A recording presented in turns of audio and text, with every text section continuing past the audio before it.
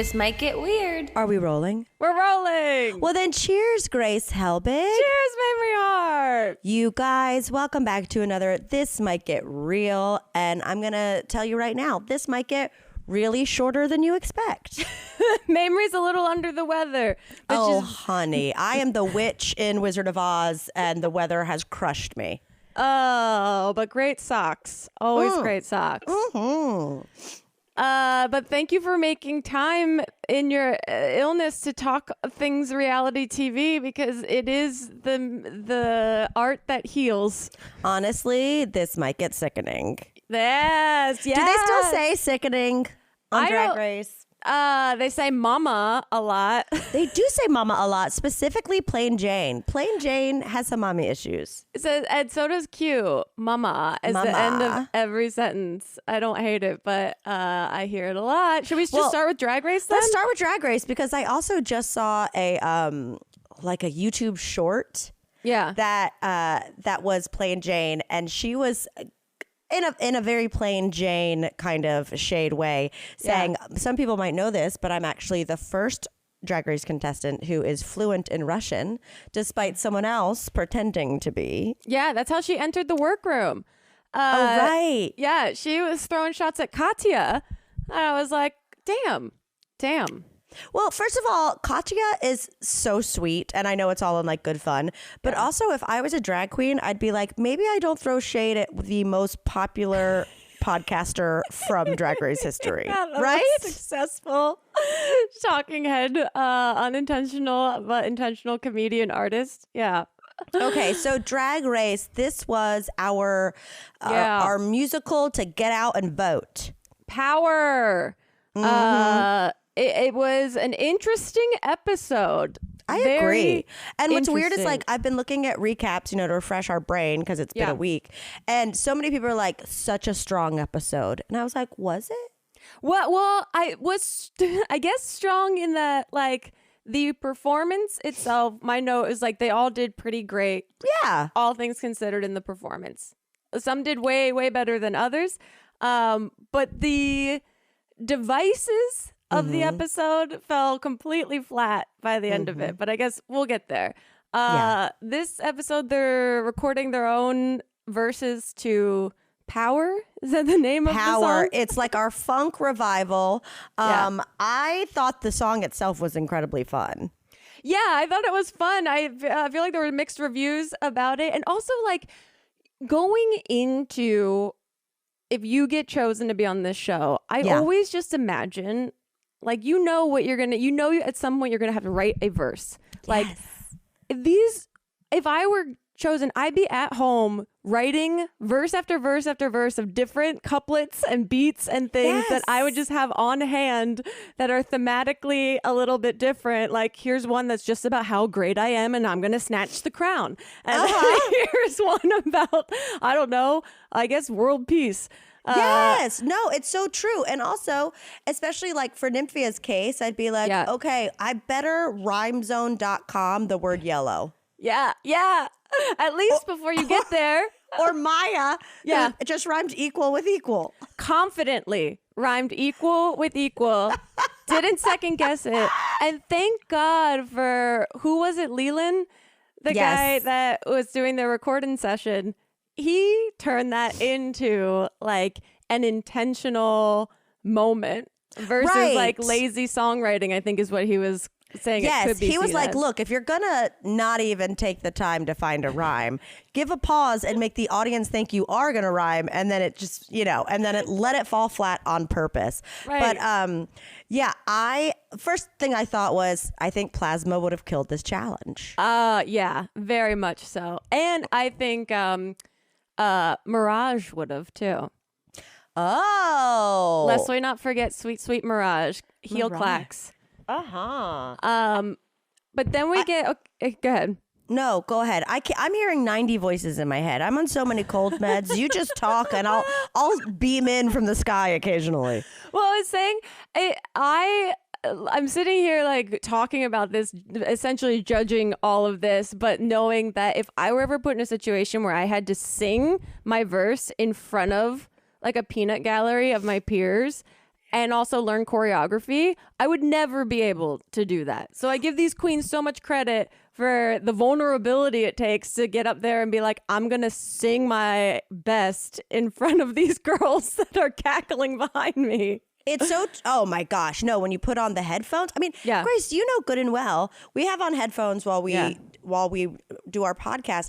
I can't even have Chip in the same house as me for fear that because it's like that whole one-sided conversation and like out of context. The idea of putting the headphones in and having my competition hear me sing with I mean, obviously Leland and Co. slaps a beautiful Paris filter auto tune on all of this, but just the raw vocals. I mean, let's talk about Q's raw vocals.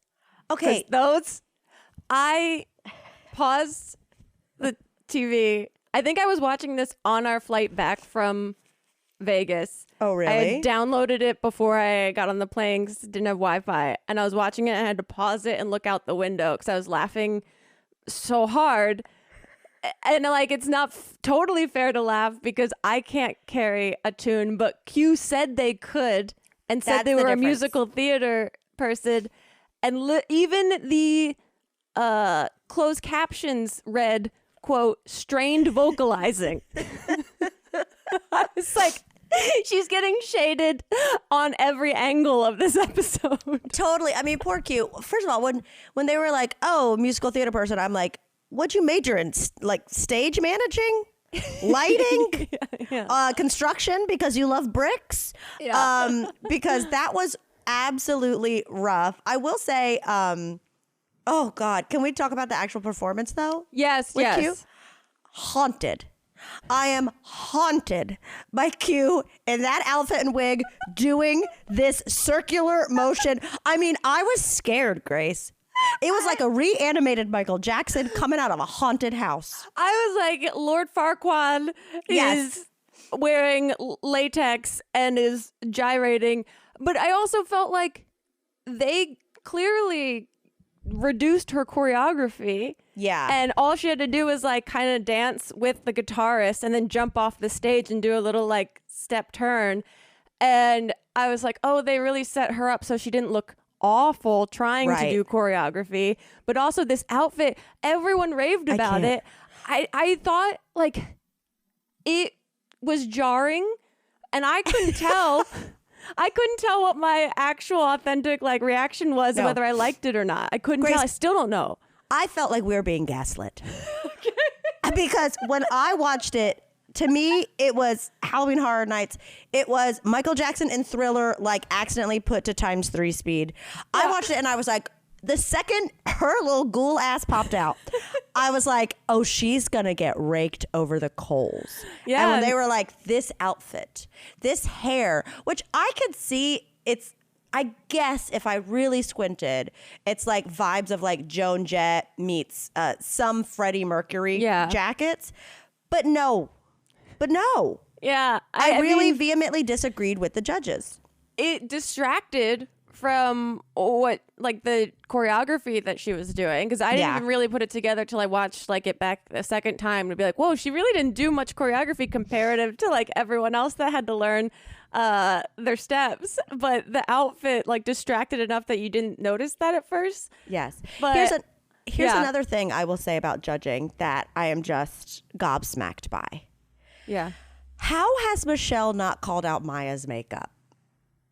I don't know. I can't. That's again, I'm going, do I know? Like this whole season has had me questioning what I think is good or not as good. And same, I was like, her dress was beautiful. I love the feathers on. I did love the little feathers around the butt. I thought that was so like funny, kind of. Oh, not in the performance on the runway. Oh, you're talking about performance when they were like, oh, she's wearing a Oompa Loompa wig. Yes, once they said that, I couldn't unsee it. But for her, at least, I was like, she's so on the choreography that I didn't mind what her outfit was at all. True. Equal. I mean, pretty great. The Saphira's amazing. Saphira's my front runner. I watched that performance and I said out loud to Beans, gives the fair the crown. Yeah. Like, I got chills when I watched it. When you just watch an artist doing something they're naturally so good at, and they're just in that flow state where you're like, this is effortless. This is a person that is exactly living in alignment with their purpose. Like, it was so, I don't know, just like charged. I was so excited that I was like, yeah, she's it. She's the full package. Well, you know, we've talked about this before, is like, we do not want to ever feel nervous for a performer. Yeah. And Sapphira has never made me feel nervous for her. Yeah. This is the first week that Jane made me feel nervous. Yeah. And she was really fighting against that. I mean, she's cracked in the background when people are like, you seemed nervous. And she's like, I wasn't. That's I know. Not what I was. And I'm like, it's okay to be a bit human and to recognize maybe you were a little stiff in that. Because also I heard Willem and Alaska mentioning that choreography that they made us seem like Plane was going to have trouble with never even made it to the actual number. They must have changed that last minute if she wasn't getting it in some way. They have to, because they're not just, if they have some choreography that one person just can't get, they're not going to be like, and now we're going to send you off to look like an asshole and ruin the whole thing. Like, I feel like they set them up for success with the choreo. I think I mean, at least they would try to, I imagine. Yeah, I think so. But what was the strategy with okay, I have so much to say about the potion. Yeah. The immunity potion. Number one, why would you make this the last week you can use the immunity potion, knowing good and well no one's getting eliminated?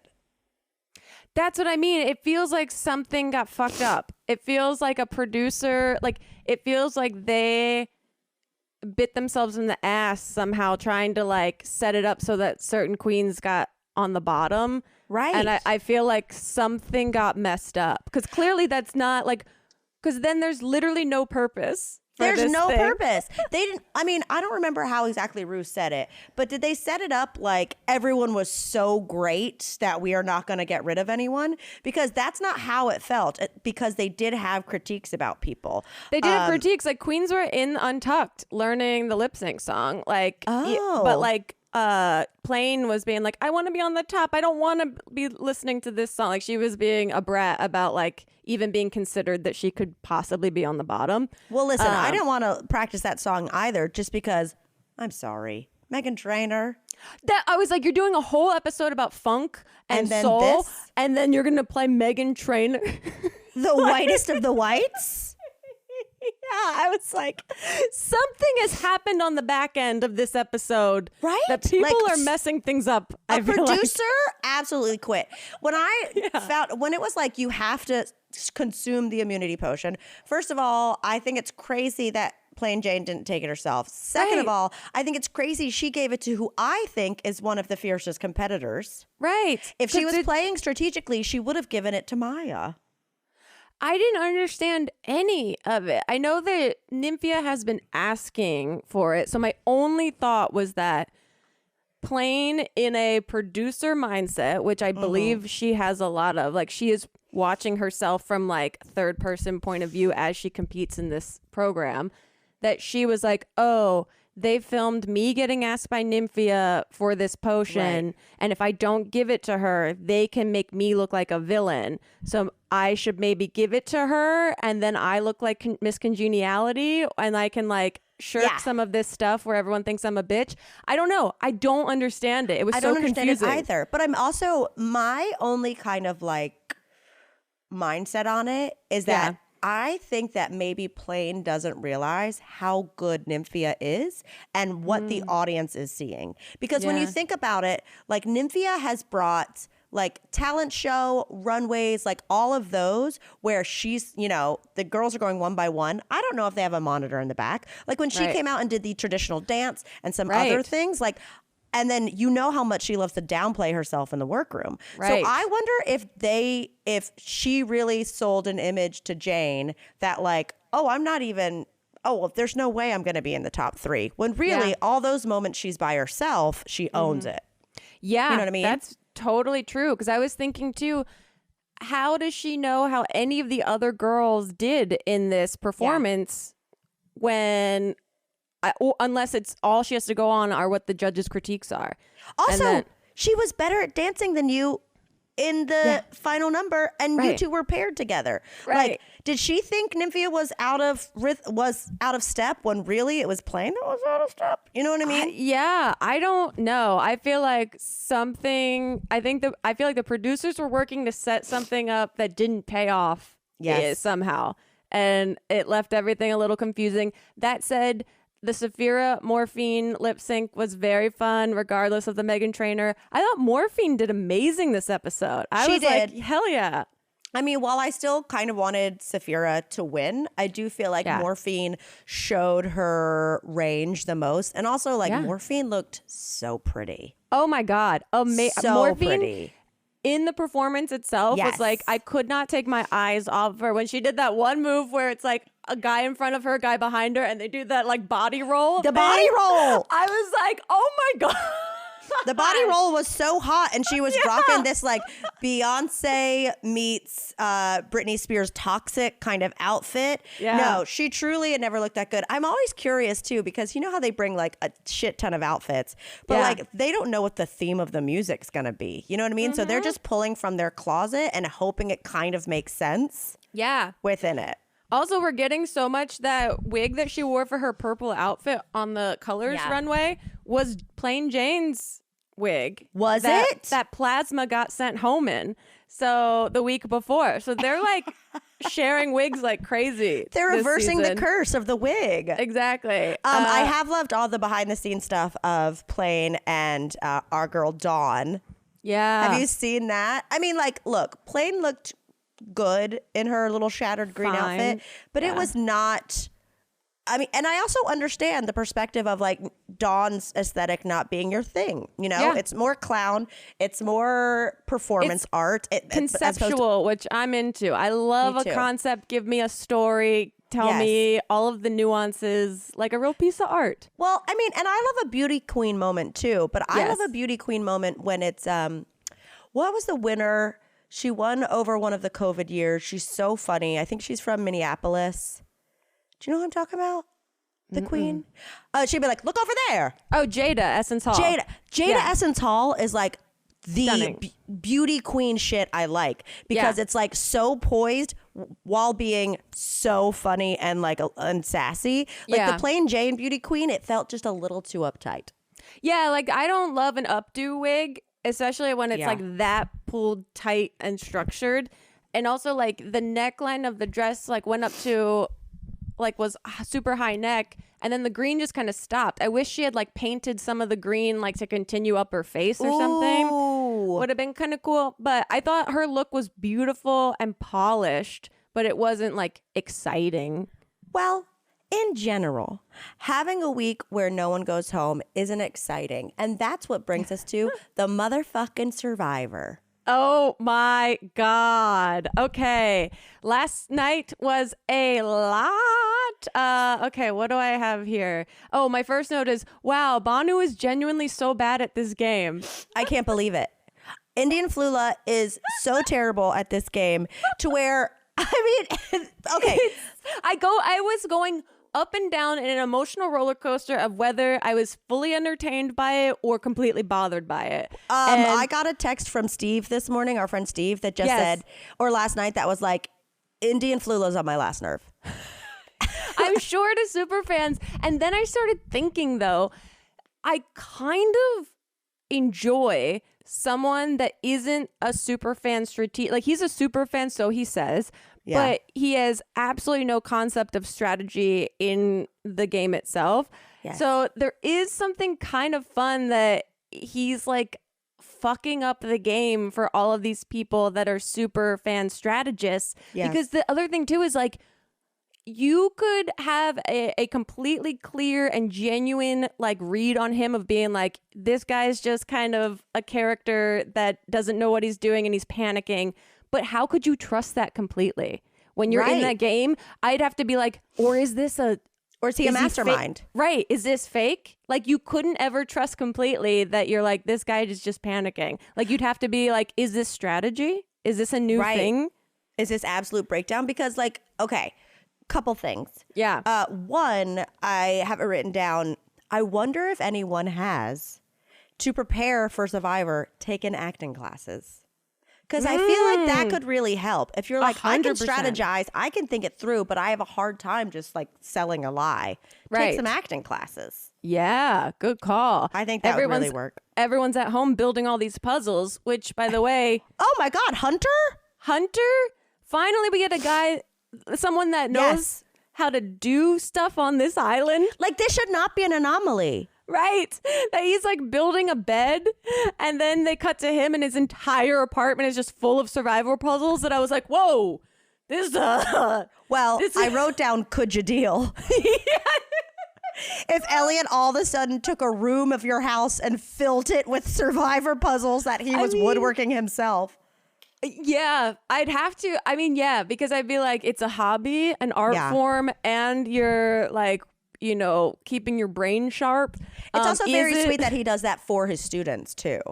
Yeah, this guy that is like the smartest, happiest go lucky guy decided to just maintain being a teacher because that he found he loved instead of going to a full ride doctor's program. Yeah. I mean, like, granted, we need to learn a lot of people's personalities because I was thinking how when you have a team that's so bad out of the gate, it's like we haven't really gotten to know some, like, I want to know Tevin.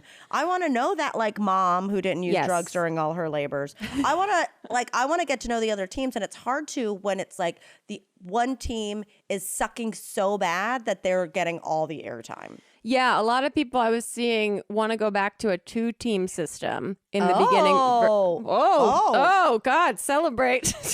That I guess it used to be 2 teams. With the 3-team system, they see more often that one team will fail consistently, and that's how we don't get to meet all the other contestants. And with at least a 2-team, it like splits up a little bit of the people on the show that you get introduced to, so you learn more about the cast. But think about it, if you were in casting and you were casting Yanu, you'd be like, Kinsey is a strong girl, Q is a strong man, I forget the other girl's name, Jess Tiffany? Is the weak, I think so. You'd also be like, Banu is in shape and is a super fan, so that's a strong player. You know, you wouldn't, the sum of its parts wouldn't feel like the weakest team. Right. I still don't understand how they are lose. I mean, this last one was very, very close to the point that Q was like having a mental breakdown about letting his team down on the last thing. Calm down, Q. No, I know. I love it. But then 5 seconds later, you have Q's entire manifesto philosophy about turning liabilities into assets versus threats, which I was like, whoa, here comes some absolute game strategy that also sounds a little bit like a dictatorship. Right? Like, I have a note that just says, Q talking to himself is making me uncomfortable. Yeah, that part, like that whole team was really spiraling in a way that I was like, should we get the doctors to come into this team real quick and check them out? Because the other thing is we get Randon, whose arm just stopped working. God. How terrifying is that? I couldn't, that actually was like a bit much for me. Like I couldn't watch. Yeah, I couldn't watch that. And I didn't, like when they didn't pull him immediately and they let him like sit out the game and then just let him like continue on with the day, I was like, this is insane. Well, I will say I had like a different perspective on it only because I had a friend, Doug, when I lived in New York in our 20s, and it's not called rock star syndrome, but something like that, where he, you know, like from a night coming home from drinking, fell asleep and like didn't really like move all night and like slept like on his arm like this. And he woke up and his arm was dead for like 4 weeks. Holy shit. And then it eventually came back. It's like when your leg goes to sleep, but like normally your leg would go to sleep and then you immediately move it. But like this was like, it went to sleep and you stayed passed out on top of it for 8 more hours. Yeah. So in my head, I was like, oh, I bet he'll start to get it back. I bet it's like a very extreme. He was pinching off some nerves because he's sleeping on the ground, whatever. But holy shit, when the doctor came in and told him what was up, first of all, Tevin's response to the word bulging disc killed me. Yeah, that he was also I want to talk to Kevin and Tevin and his fucking Andy Griffith love. I know. I feel like soon we'll get to know him a bit more. But also, I was like, we're fully in this man's doctor's appointment. Yeah. This is a 15-minute doctor appointment, and they're telling us every little thing about what's going on. I know legally, I'm assuming legally, that they have to like show this much of this for transparency, since it is like a game that he signed up for, that it has to be like proven in some, like he couldn't sue them after the fact and be like, they took me out of this game without my consent or whatever.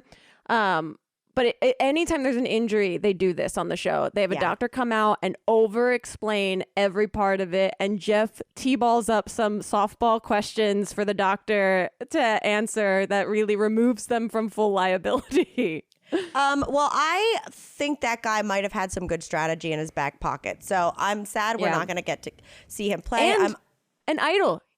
He left with a Beware idol in his back pocket that he had told Venus about, that I was hoping he might pass off to her before he left. I don't know, but do we know that works. We know it was in his back pocket? They made it. Venus said, I think, that he left with it in his pocket. Damn. I wish that maybe it wasn't that way. Because I'm like, how do you like pass that off to someone? Are you allowed to do? I don't know exactly how much you're allowed to do. Well, I'm sure you could be like, let me go get my couple belongings from the camp, and you dig it, but like, how would you tell them? Yeah. Right. It's very interesting, but that would have been a great play. Let's go back to bitching about Banu. Grace. When he goes on the journey and the guitarist and Liz, I think, were with him. Yes. And he just starts having a full breakdown. I'll say two things. One, kind of love the guitarist. Yeah, his ability to like be in his character and also be there for this guy, because both of them know that it's gold what's happening too. They're getting all the gossip. Yeah, and that's valuable. Absolutely valuable, because he's not just saying I'm on the chopping block. He's also saying like, don't trust Kenzie, like do all that. Like he's really spilling all the tea. And meanwhile, it's like, oh, can I just say, if you need me to throw up on cue, not the player, like CUE, not the drag queen or the quarterback, actual cue, just say, I'm not here to win $1 million. I'm here to win 1 million hearts. I almost threw my remote control at the TV. I know, and he said it many times. Like he had been rehearsing this at home and knew that was going to be his catchphrase. And he said it so many times because he was like, I got to make sure it gets on air before I get sent home. But it's all like, okay, I'm torn on this because there's the genuine sentimentality that this is like a good guy competing on a show that's like his dream. But at the same time, sorry, Goose is barking. If you hear her, I think we might be getting a delivery. She's got feelings on Banu as well. Okay. The other part of it is that that's similar to saying I'm here for Instagram followers.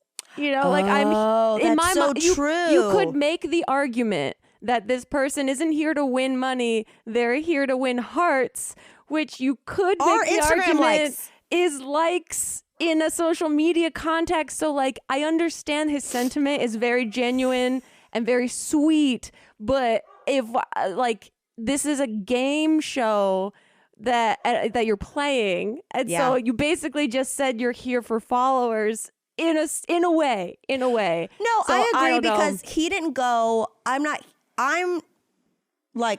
here for the money. I'm here to donate the money. Yeah. Or, like there isn't any of that. You're so right. You hit the heart to like an Instagram you could. That's post. the thing. You could make that argument that like it. So I feel like casting after this season has to do a big reframe of how they're casting and who they're casting. Because I feel like this is the same with last season when people like quit on their own, like voluntarily quit. Yeah. Like every super fan out there was like, what the actual fuck? Like, that is the last thing you do on this show. Same with Jelinski quitting on like the first thing. Like, you what? Like, how many thousands and thousands of people want to be in that situation? I know that they cast him because of his likability and charisma and uniqueness is like, and I don't know about talent, but no, when they were on the secret mission and the girl and Banu starts immediately losing his mind. I mean, truly, he was acting like going into, like, he was acting like he was going to go to the firing squad. Yeah. Like, it's a TV show, bud. But like when that one girl said like, do you want a hug? Yeah. And then they all hugged. I wrote down, hug? get a life, nerds. Like, that makes me appreciate that other episode, the first episode, so much, when the mom was like, show me your stuff or I'll sabotage your whole game with the other team. Like, I was like, more of that, please. Also, like, Hunter knowing how to cut a bamboo to make a joint of bamboos. He shouldn't be the only person on the fucking island who knows how to cut bamboo. I agree. Like, let's go. There should be more of a mix. Yeah, give me more soda. She knows how to start a fire. Right. Something. Then the other side of it, though, is that how do you trust what Banu's saying is true? Like, what? Like, I would be like, he spilled his guts, but it was so over the top, almost performative, that I don't know if it was all. What if that was a strategy to make us all like think? I don't know. It's true. You'd have your gut instinct, but you would have to consider the alternative because you can't trust anything in that game. So there is something interesting about him being the way he's being and wearing his heart on his sleeve so much because we're seeing it a certain way, but I wonder if the people there aren't. I don't know. His sincerity is so intense that it seems false. Yeah, and I'm kind of excited for him to continue to rub Kenzie the wrong way. So there's part of me that's like her being like, dude, you're fine. Everything's okay. You're fine. Yeah. It's going to be more interesting to see how that continues to develop. If it does, I feel like we could get a quick like Banu's gone next episode. Who knows? I want to know from a producer standpoint, and if so, it's brilliant. Like, obviously Randon went home because of his bulging disc or arm issues. Yeah. Like, did Jeff go to the other team and tell them too, or did he specifically go to Banu's team? So Banu would be like, I want to give you a speech. You were my guru. I was like, a producer could have told them that there's no elimination tonight. We didn't need Jeff to show up. They needed to fill out the content of the episode without a tribal council. Oh my God. But I was like, yeah, this is very I don't know what I would do if Jeff Probst in full camera hair and makeup walked onto my beach while I literally look like I'm covered in my own shit. I was like, hello. Especially because so many of them don't have a chance to interact with him one-on-one. I mean, Yanu has because they've gone to tribal. The other two tribes haven't even gone yet. So the other ones would be more starstruck. Yeah. Crazy. Well, we'll continue to see what happens. And I just got to say, I would like some freaking eliminations in both Survivor and Drag Race. Enough of this. Yeah, I know. This was a week of blue balls on eliminations. Literally a week. Also, can I just say one thing? Yeah.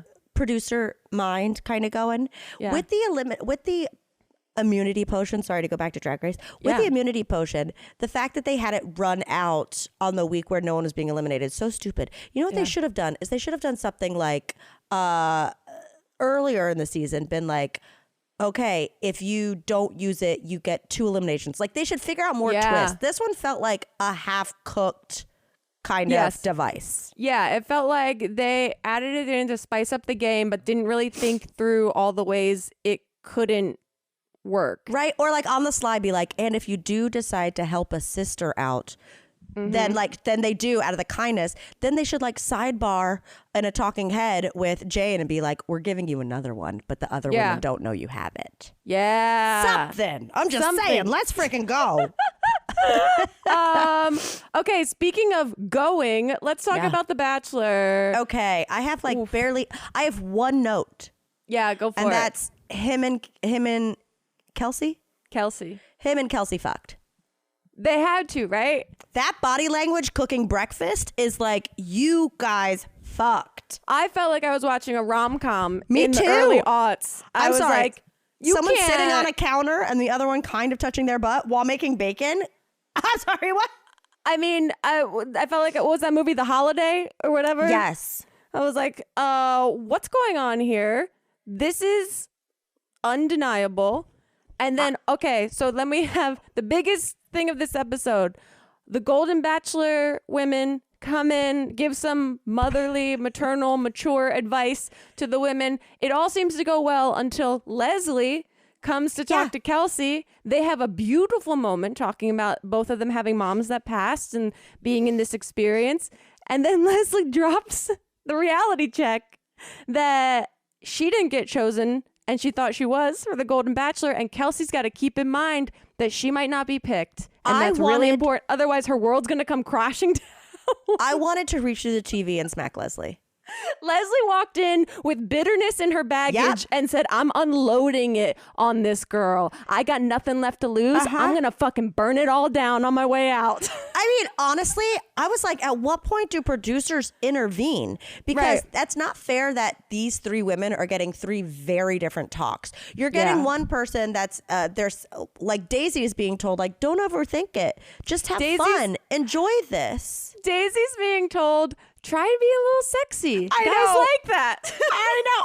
Literally. And then she did. And then she did. When she saw him and before he was like, come on, what do you think we're doing today? I don't know. Well, let's go see. And she was like, wait a sec. And gave him a kiss. Yeah. I was like, oh, in the Daisy world, she basically just pulled a titty out. Yeah. Like that was crazy. Oh my God. It was. Oh, and poor Rachel, not Rachel getting lockjaw before the fantasy suites. That's what people were saying on Twitter. Because I was like, this is so hard to watch. And also, she's a nurse, right? So, like, I didn't understand why she was being, I mean, I did understand. It's embarrassing to be hurt on camera in a situation where you get this one day with this guy, this one night with this guy. And oh my God, did I fuck it up because I was trying to be brave and cool and it didn't work out. I felt so bad for her. But the nurse at the urgent care that came out and said, we looked at the x-ray and it all looks fine, and then just left the room. And that was the end. I was like, let's get that nurse on Survivor. I know, seriously. Let's get it quicker. No, look, the fact is they have no chemistry, and I think they're comfortable with each other. I think they'd make great friends. I think already out of the gate, it feels like they have a vibe that they've been together 7 years, 8 years. Yeah, you know, they're like just so chill with each other. You need a little excitement. I still think and hope it's Kelsey. Me too. I thought, honestly, all the teasers, I thought it was going to be Daisy that leaves him a letter this episode. And I do feel like it was a bit overproduced that they like wound Kelsey up into a spiral because her date couldn't have gone better. It was perfect. So, it did seem weird to me that he said the same thing to both Kelsey and Daisy.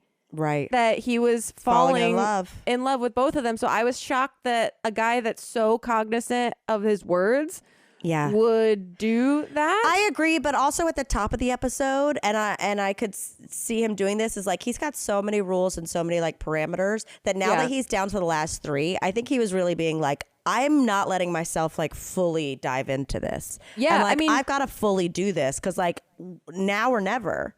He cried in the beginning of the episode about he's so sweet. Also, he brings up Charity a lot. If I were one of these girls, I'd be like, are you ready for this? I know.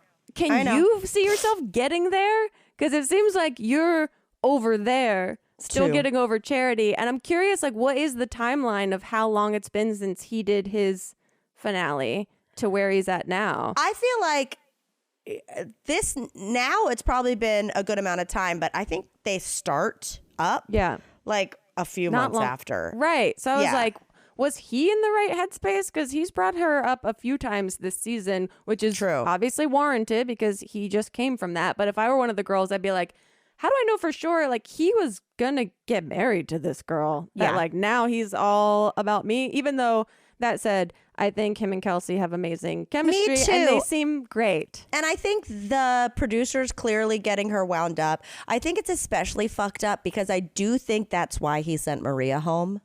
Was her moment of being like, maybe I should leave. And granted, hers was based in jealousy, not out of fear of getting hurt.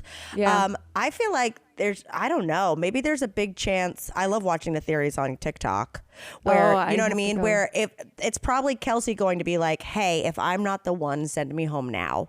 Like, I don't want to meet your family and fall further in love with you. And like, just send me home now. And then I don't know, but I'm excited. This is a good season. Yeah, I'm actually, now it's gotten like really interesting because next week is the girls tell all, right? Yeah. Okay, I'm very interested in that. That's basically, Grace, that's just Maria versus Sydney. Yeah, that's what I'll be interested for a little bit, and then probably it'll be annoying. But because I'm like, this is also like a casting couch for the next Bachelorette, which I did see someone say, hey, unpopular opinion, but I think the Bachelorette should be Lexi, the girl that left because she's on a timeline to have children, and let her choose men that are on the same timeline as her. I thought that was an interesting choice. It is interesting, and I would hate that season. Okay. I would hate that season. Okay. My battery's gonna die both in my recorder and my brain. So one quick thing, I'll say one thing about Vanderpump Rules this week, and then we can sayonara. Oh, right. Yeah, I forgot about it. Yeah. Last year, a soundbite off the show was, hey, do you want anything? You to die. This year, they spent 5 minutes talking about their preference in sparkling water. Yeah, I did. That's the difference in these seasons. Yeah. I watched the episode, not super into it. I would love to have heard more of the astrology session of all these women's birth charts. That would have been very interesting to me. But yeah, this whole like Sheena versus Ariana, and like Ariana's just being like, I'm not gonna fuck with anyone that's friends with him. I have to be on this show, and so I don't want him to have more access to me. I have to live with him because financially, like, checks aren't cashed and I can't move out. Like, I don't think it's outrageous for her to be like, no. I'm not going to be close to anyone that's super close to him while I have to be on this program where all my friends hang out with him. Like, absolutely. I think I understand Sheena grieving the friend and maybe they can have it. You know what I'd like? I think Ariana would be fine with this. Maybe if it was just like, hey, if you need to have that friendship, I never want to hear about it. Yeah. How about that? Yeah. How about you never say anything about me to Tom and vice versa, and we'll see if I can handle that. But like this back and forth crying and like bringing her into it, woof, woof, woof. Yeah, I know. And Sheena just keeps citing the same moment of them being at Upfronts 12 years ago and that Tom asked them to get in a photo. I'm like, is that the only moment that defined the friendship for you? There has to be something else you're fighting for. I don't understand. What about Tom Sandoval coming into Tom Tom and it's just Pump now? I love that. With his dumbass necklace and his nails done and like a shirt that I think I bought from Zara recently. Oh, man. Well, anyway, step your pussy up, Vanderpump. Yeah. I think next week's going to be an interesting week of programs. Me too. Me too. We'll talk about the Women Tell All. Hopefully, Banu will, not be put in a straitjacket. We'll see. Then what was the Drag Race challenge? Do you remember? Ooh, I do not. Oh, I don't, but Dawn and Plain get into it, and it doesn't look like it's a bit. I thought it was going to be like, like bait and switch editing, but it looks like they really, like, Plain has a bit of a meltdown. So very excited. Ooh, I'm into it. All right. Well, I'm going to go take a bunch of go rest. medicine. And we were supposed to make this a half hour. I literally got on. I was like, Grace, I might tell the people it's 15 minutes. Yeah, I know. Here we are at 45. I can't help myself. I have so much fun. Yeah, I know. I love talking about this shit. This got real.